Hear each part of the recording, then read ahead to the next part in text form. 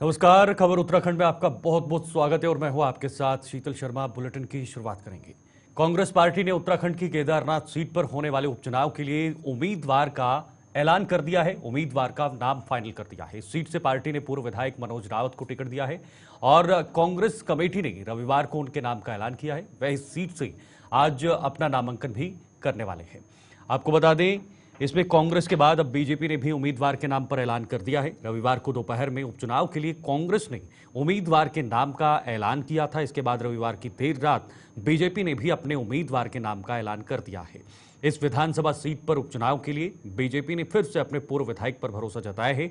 Party ने आशा नौटियाल को अपना प्रत्याशी घोषित कर दिया है। इस सीट पर बीजेपी और कांग्रेस के बीच सीधी टक्कर होने की संभावना है। हालांकि बीते विधानसभा चुनाव में कांग्रेस तीसरे नंबर पर रही थी। केदारनाथ विधानसभा सीट बीजेपी विधायक शैलारानी रावत के निधन के कारण रिक्त हुई थी। केदारनाथ विधानसभा सीट पर 20 नवंबर को मतदान होगा और मतों की गिनती 23 नवंबर को होगी। तो आपको बता दें, केदारनाथ में इस वक्त लगातार उपचुनाव को लेकर सरगर्मियां देखने को मिल रही हैं। इस वक्त हमारे साथ धनराज गर्ग संवाददाता हमारे से इस वक्त देहरादून से फोन लाइन पर हमारे साथ ज्वाइन हुए हैं। धनराज, केदारनाथ में जाहिर सी बात है ठंड तो शुरू हो गई होगी, लेकिन ठंड के साथ साथ जो इस सीट पर इस वक्त सियासी गर्मी नजर आ रही है वो किस तरह की है, क्योंकि महत्वपूर्ण है ये उपचुनाव। जी बिल्कुल, देखिए आपको बताते चलें कि जो केदारनाथ में उपचुनाव होना है वो 20 नवंबर को होगा और 23 नवंबर को इसकी काउंटिंग होनी है। लेकिन वही देखिएगा कि जिस तरीके से सर्दी लगातार केदारनाथ में पड़ती हुई नजर आ रही है, लेकिन वही कहीं ना कहीं जो राजनीतिक गर्मी है वो भी देखने को मिल रही है, क्योंकि उपचुनाव है तो लाजमी है कि सभी पार्टियां अपनी अपनी तैयारियों में जुटी हुई हैं और सभी की तैयारियां पूरी भी हो चुकी हैं। और वही देखिएगा कि कांग्रेस और बीजेपी ने अपने प्रत्याशी भी घोषित कर दिए हैं। कल देर रात तक देखा जाए तो जो कांग्रेस के प्रत्याशी घोषित किए गए हैं वो पूर्व विधायक रावत हैं और वहीं बीजेपी की तरफ से आशा नौटियाल वो भी पूर्व विधायक हैं। यानी कि दोनों ही पार्टियों ने कहीं ना कहीं पूर्व विधायकों पर दांव खेला है। अब देखने वाली बात होगी कि आखिर बाजी कौन मारता है। लेकिन देखा जाए कि उपचुनाव से पहले कहीं ना कहीं दोनों ही पार्टियां बड़े बड़े दावे कर रही है कि ठीक है धनराज, लेकिन एक महत्वपूर्ण बात इसमें निकल कर आ रही है कि पहले जो वहां से विधायक थी वो भी एक महिला विधायक थी। उनके निधन के बाद वो सीट खाली हो गई, लेकिन अब बीजेपी की तरफ से एक महिला को इस मैदान में उतारा गया है। तो क्या ये एक फैक्टर भी यहां पर भारी पड़ सकता है? जी बिल्कुल, देखिए कहीं ना कहीं मुख्यमंत्री पुष्कर सिंह धामी लगातार महिलाओं को आगे बढ़ाने के लिए कार्य करते हैं। सशक्तिकरण महिलाओं का करने के लिए लगातार बीजेपी काम करती है और उसको लेकर कहीं ना कहीं देखा गया कि लगातार जैसे आपने कहा कि केदारनाथ में पहले भी जो विधायक थी वो महिला थी और वहीं एक बार फिर बीजेपी ने कहीं ना कहीं महिला को ही वहां पर प्रत्याशी बनाया है। तो इससे कहीं ना कहीं लगता है कि जो महिला को सशक्तिकरण करने का जो वादा मुख्यमंत्री पुष्कर सिंह धामी करते हैं वो कहीं ना कहीं निभाते हुए भी नजर आते हैं।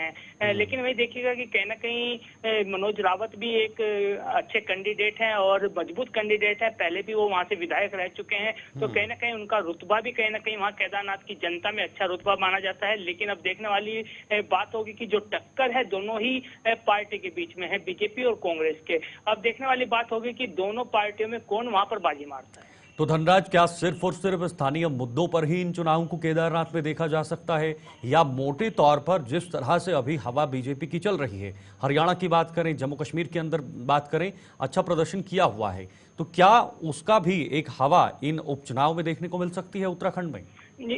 जी बिल्कुल, देखिए जिस तरीके से आपने कहा है कि जो हवा है बीजेपी की वो कहीं ना कहीं देखने को मिलती है, क्योंकि हरियाणा में आपने देखा कि किस तरह की हवा बीजेपी को मिली और इसी तरीके से लेकिन उत्तराखंड की बात यदि हम करें तो उत्तराखंड की जो परिस्थितियां हैं वो थोड़ा सबसे अलग है, क्योंकि पहाड़ी क्षेत्र है और पहाड़ी क्षेत्र में कई मुद्दे ऐसे हैं कि जिनको बीजेपी को पिछाड़ते हुए नजर आते हैं। क्योंकि प्लान का मुद्दा सबसे बड़ा है, जिसको लेकर कांग्रेस लगातार कहीं ना कहीं सरकार पर हमलावर भी रहती है और लगातार जनता के बीच में भी जाती है कि प्लान रोकने के लिए बीजेपी के पास कोई इस तरह का एक प्लान नहीं है कि वो प्लान को रोक सके। धनराज, एक बात समझाइएगा, क्या ये चुनाव या इन उपचुनाव में जो हार जीत होगी वो एक इशारा तय करेगा आने वाले विधानसभा चुनावों को लेकर उत्तराखंड में, या अगर बीजेपी जीतती है तो सरकार के ग्राफ पर भी एक नजर जाएगी कि ठीक है, सरकार जिन योजनाओं के साथ चल रही है ठीक चल रही है?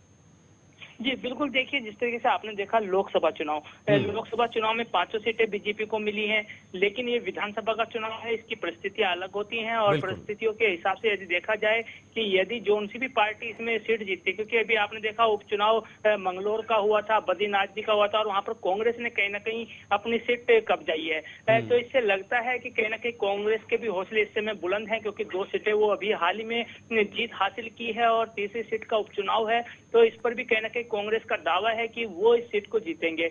लेकिन वही देखिएगा कि यदि ये सीट बीजेपी के पाले में जाती है तो कहीं ना कहीं कांग्रेस को एक मायूसी जरूर हाथ लगेगी, और यदि कांग्रेस के पाले में ये सीट जाती है तो कहीं ना कहीं मुख्यमंत्री पुष्कर सिंह धामी को पछाड़ने का काम ये जरूर करेगी, क्योंकि मुख्यमंत्री धनराज जी, पुष्कर सिंह एक धामी की छोटा सा जो सवाल रहेगा, जल्दी से जवाब दीजिएगा। जिस तरह से धार्मिक स्थलों वाली जो सीटें हैं, जिसमें फिर अयोध्या आती हैं, बाकी अन्य सीटें आती हैं जहां पर बीजेपी को लोकसभा में हार मिली थी और इसे जोड़ा जा रहा था धर्म के साथ, या कहा जा रहा था कि बीजेपी जिस विचारधारा की पार्टी है वैसे तो इन सीटों पर बीजेपी को जीतना चाहिए। क्या अगर केदारनाथ में बीजेपी को हार मिलती है तो क्या एक बार फिर से वो टैग लग सकता है? जी बिल्कुल, देखिए आपने सही कहा है कि जिस तरीके से जो धार्मिक वाली सीटें हैं, चाहे हम जी। बद्रीनाथ की बात करें या अन्य धार्मिक जगह की बात करें, यमुनोत्री की बात करें, तो यहाँ पर कहीं ना कहीं बीजेपी को एक तरीके से कहा जाए कि पिछड़ती हुई देखा गया। लेकिन वहीं कहीं ना कहीं यदि केदारनाथ की सीट बीजेपी हारती है तो इससे एक टैग बीजेपी पर हो लग सकता है कि आखिर धर्म वाली सीटें यूं बीजेपी हार रही है। तो इससे कहीं ना कहीं, क्योंकि अयोध्या एक सबसे बड़ी जो कहा जाए कि पूरा अयोध्या के सीट को आप देख लीजिएगा कि पूरा मंदिर वहां पर बीजेपी ने तैयार किया है, लेकिन उसके बावजूद भी वो हार गए। तो इसी तरीके से उत्तराखंड में भी कहीं ना कहीं बद्रीनाथ की सीट आप देख लीजिएगा कि तमाम धर्म के काम वहां पर होते हैं और वो सीट बीजेपी हार गई। तो कहीं ना कहीं यदि केदारनाथ की सीट भी ये हारते हैं तो एक बड़ा टैग इस पर लगना बिल्कुल एक टैग लग सकता है। बिल्कुल, बहुत बहुत शुक्रिया आपका धनराज, ये तमाम जानकारी साझा करने के लिए। धनराज गर्ग इस वक्त उत्तराखंड से फोन लाइन पर हमारे साथ बने हुए थे, जिन्होंने कहा कि अगर यहाँ पर बीजेपी जीतती है तो ठीक है बीजेपी के लिए, क्योंकि जिस तरह से बीजेपी की जन कल्याणकारी योजनाएं आ रही हैं वो उस पर ये एक मोहर लग सकती है कि सरकार अपनी सही लाइन पर चल रही है। लेकिन अगर हार जाती है तो जाहिर सी बात है इस उपचुनाव का असर अगले विधानसभा चुनाव तक भी देखा जा सकता है। फिलहाल वक्त एक छोटे से ब्रेक का है, फौरन लौटते हैं।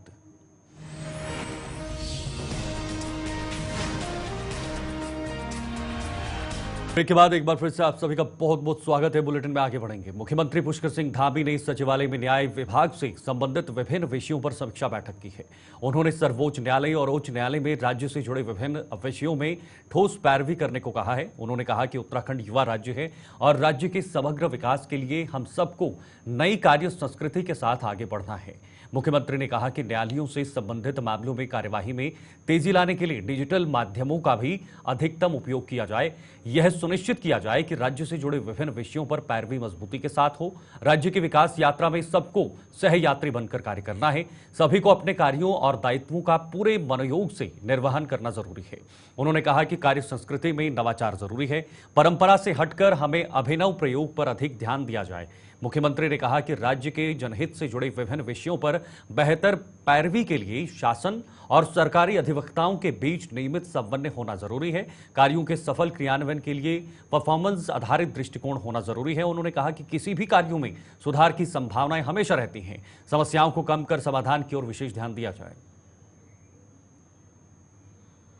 विभागों की समीक्षा होती है तो उसमें हमारा जो ये न्याय विभाग है उसकी भी समीक्षा थी और जो भी काम आगे किए जाने हैं, चाहे वो हाई कोर्ट में राज्य की पैरवी के मामले में और सुप्रीम कोर्ट में राज्य की पैरवी के मामले में, उनमें तेजी लाई जाए, उनमें यथासंभव जो कम्युनिकेशन है और बढ़ाया जाए और अच्छी पैरवी करके राज्य के हित में फैसले हम तो हम लोगों के लिए अच्छा होगा।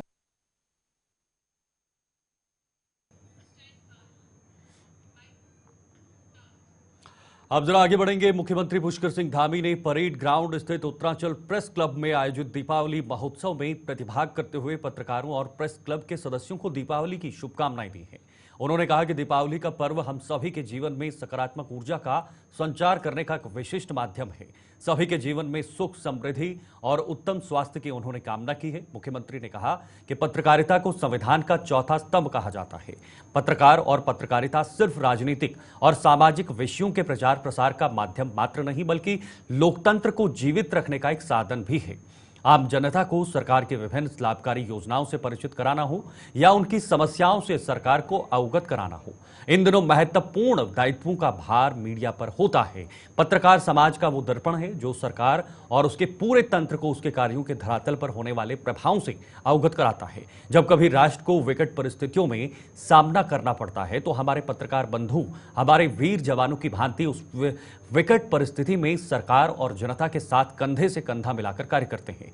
सीएम ने कहा कि प्रधानमंत्री मोदी के नेतृत्व में भारत में अभिव्यक्ति की स्वतंत्रता को सशक्त बनाने की दृष्टि से मीडिया जगत को एक महत्वपूर्ण स्थान दिया गया है। उत्तराखंड सरकार भी पत्रकार बंधुओं की समस्याओं के प्रति संवेदनशील है। हमने जहां एक ओर पत्रकारों की पेंशन में वृद्धि की, वहीं विभिन्न जिलों से देहरादून आने वाले पत्रकारों को पूर्व की भांति सूचना विभाग के जरिए प्रदेश की राजधानी में रहने की उचित व्यवस्था में सहयोग करने की भी घोषणा की है। मुख्यमंत्री पत्रकार पेंशन योजना के तहत पत्रकार कल्याण कोष में 2 करोड़ रुपए की बढ़ोतरी भी की गई है। मुख्यमंत्री ने कहा कि दिवंगत पत्रकार दुर्गा नौटियाल के परिवारजनों को पत्रकार कल्याण कोष से 5 लाख रुपए दिए जाएंगे। इस अवसर पर विधायक मुन्ना सिंह चौहान, महानिदेशक सूचना बंशीधर तिवारी, उत्तरांचल प्रेस क्लब के अध्यक्ष अजय राणा, भाजयुमो की राष्ट्रीय उपाध्यक्ष नेहा जोशी, पत्रकार व उनके परिवार के सदस्य भी उपस्थित रहे।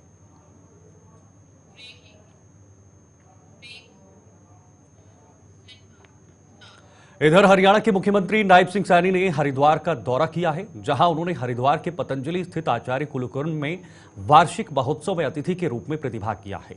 इस अवसर पर जूना अखाड़े के आचार्य महामंडलेश्वर स्वामी अवधेशानंद गिरी व अखाड़ा परिषद अध्यक्ष महंत रविंद्र पुरी और उत्तराखंड के कैबिनेट मंत्री प्रेमचंद अग्रवाल भी इस कार्यक्रम में मौजूद रहे। इस दौरान योग गुरु स्वामी रामदेव ने घोषणा की पतंजलि की तर्ज पर ही हरियाणा में भी पतंजलि आचार्य कुलम और गुरुकुलम हरिद्वार से भी बड़ा भव्य और दिव्य रूप में बनाया जाएगा। वहीं हरियाणा के मुख्यमंत्री नायब सिंह सैनी ने भी योग गुरु बाबा रामदेव की बात का समर्थन करते हुए सरकार द्वारा हर संभव मदद करने का स्वामी रामदेव को आश्वासन दिया है। जिस आचार्य कुलम का उद्घाटन हमारे देश के यशस्वी प्रधानमंत्री नरेंद्र मोदी जी ने किया था, उसके 12वें वार्षिक उत्सव पर एजुकेशन फॉर लीडरशिप की थीम के इस अनुष्ठान में हरियाणा के यशस्वी मुख्यमंत्री श्री नायब सिंह सैनी जी आए हैं और उन्होंने अपनी आंखों से जिस आचार्य कुलम को, जिस पतंजलि गुरुकुलम और जिस पतंजलि विश्वविद्यालय को देखा है, इसका लगभग 100 गुना बड़ा स्वरूप अब हरियाणा की धरती पर आने वाला है और यह विश्व का बहुत बड़ा विद्या का एक केंद्र हरियाणा में बनने वाला है। उसकी आधारशिला बहुत जल्दी हरियाणा में रखी जाएगी और पूरी दुनिया के 1 लाख से ज्यादा लोग, छोटे बच्चों से लेकर के बड़ों तक और बड़े रिसर्च स्कॉलर तक आकर के जहां पर पढ़ेंगे तो पतंजलि ग्लोबल गुरुकुल, पतंजलि ग्लोबल आचार्य कुलम और पतंजलि का ग्लोबल विश्वविद्यालय का स्वरूप और पतंजलि का वेलनेस का ग्लोबल स्वरूप वो हरियाणा में सामने आएगा। तो उसके एक तरह से बीजारोपण आज हमने यहाँ पर इस आचार्य कुलम के वार्षिक उत्सव पर किए हैं और वो व्यक्तित्व, नेतृत्व, चरित्र यहाँ पर घड़ रहे हैं, जिससे कि आगे आचार्य कुलम के बच्चे अपने कुलवंश का, अपने ऋषि ऋषिकाओं का और भारत भूमि का गौरववर्धन करने वाले बने। उस थीम के साथ आज का अनुष्ठान यहाँ संपन्न हुआ है। मैं हमारे हरियाणा प्रदेश के बहुत ही यशस्वी, ओजस्वी, तेजस्वी, विनम्र, वीर, पराक्रमी मुख्यमंत्री जी को कहूँ। चलिए फिलहाल वक्त एक और छोटे से ब्रेक का है, आप कहीं नहीं जाइएगा।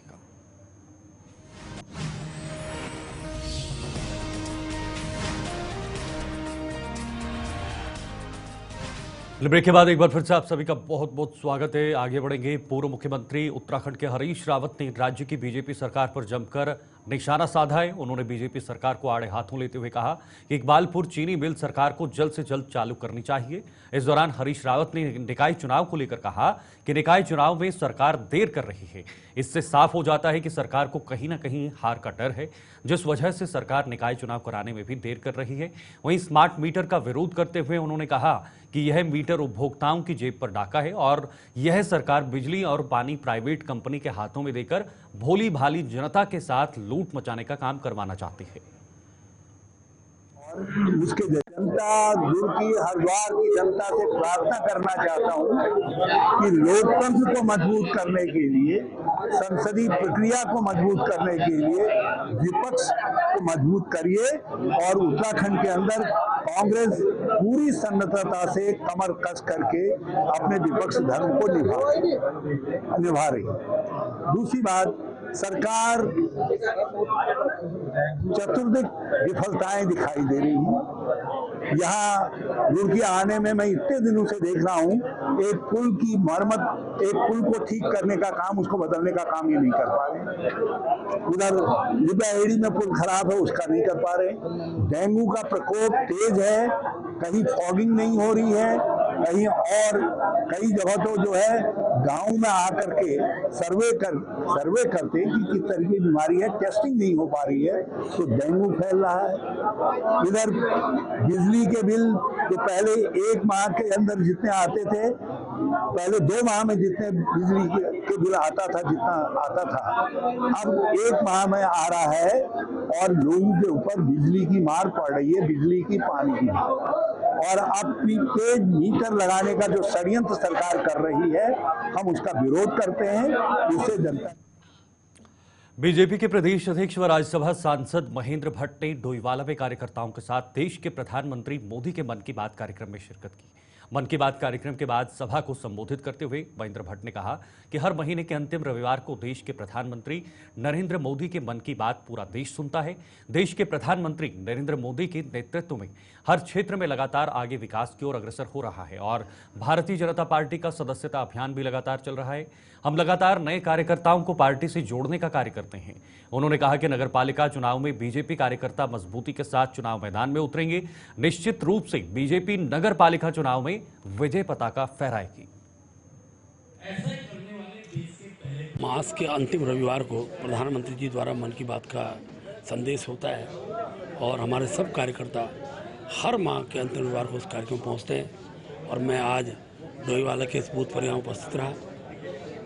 मोदी जी का उद्बोधन, मोदी जी का संदेश, ये जहाँ विकसित भारत के लिए एक सार्थक संदेश के रूप में है, वही मोदी जी ने जो हर क्षेत्र में विकास के लिए जो आम नागरिकों को, वैज्ञानिकों को, हर क्षेत्र के उपलब्धि भरे नौजवानों को जो उद्गृत करते हुए सबके सम्मुख रखते हैं, उससे प्रेरणा मिलती है। और मैं कह सकता हूँ कि अभी लगातार मोदी जी का से जुड़ने वाली ये संख्या बढ़ती है और एक व्यापक रूप से देश के अंदर मोदी जी का जन समर्थन खड़ा होता है। सर, आगामी पार्टी सदस्यता अभियान सब समाप्त की ओर है। अभियान समाप्त की ओर, सदस्यता वर्ष भर चलती है, हर 6 वर्ष तक चलती है। तो निश्चित रूप से सदस्यता हम करते हैं, कार्यकर्ता बढ़ते हैं तो चुनाव में उसकी एक सामूहिक सहभागिता दिखाई देती है। और मैं विश्वासपूर्वक कहता हूँ, पिछली बार भी बड़ी संख्या में हमारे सब नगरपालिका जीते थे। ये खबर उत्तराखंड में फिलहाल के लिए इतना ही। देश और दुनिया की तमाम खबरों के लिए आप देखते रहिए गुलिस्तान न्यूज। नमस्कार।